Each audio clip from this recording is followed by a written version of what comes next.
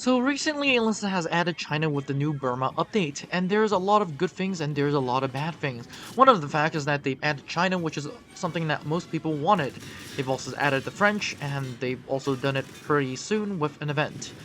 Unlike with China, the French squad has an event, and with China they have a premium squad that is locked behind a paywall, and that paywall is around 20 something dollars, and they haven't given us an event. In today's video, we're going to be talking about the issues with the quote-unquote Chinese situation in Enlisted, what Enlisted could do to improve it, and what I think Enlisted should do, and why they should do it, because, well, it's pretty profitable for them. So if you're Enlisted, please, we're trying to get you your money, so that's that. Without further ado, let's get started. Starting with the current situation in Enlisted right now, there's only one Chinese squad, and that is officially called the Thompson 7.63 squad. This is essentially a Chinese squad and it has full Chinese outfits with, of course, American helmets, and a Thompson 7.63 and Chinese voice lines. I think those are pretty accurate sounds. I could be completely wrong, so comment in the comment section down below of what you think. But needless to say, Enlisted does finally have a Chinese squad. The only issue is that this squad is around $25, which is a pain. That said, what I think Enlisted should do is two things. One is trying to get an event squad for the Chinese out, because for those who don't know, Enlisted with only one Chinese squad isn't really gonna make everyone who's been playing Enlisted happy. But that is probably still not the worst situation. The worst situation is the fact that Enlisted has only decided to give us one squad and with nothing else. Like I said, no event squad, only a premium squad. That is worth $25.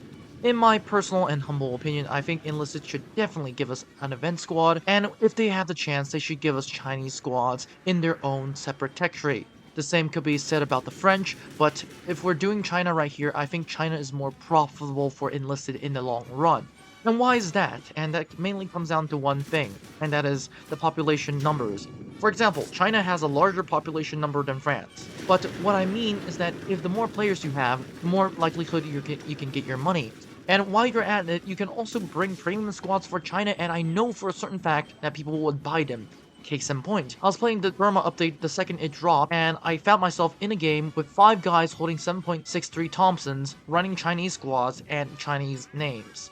If you don't figure out what you're doing wrong, which Enlisted, please, you guys are doing something wrong by not giving the Chinese as a tech tree, and then not selling them better premium squads or premium squads in general, and putting them in their own separate tech tree. If you ask me, the best way Enlisted can make money and make cash hard and make cash fast is to give the Chinese their own separate tech tree, give them event squads so people will play it for longer, you have more Chinese people playing the game, you get more money, and everyone is happy.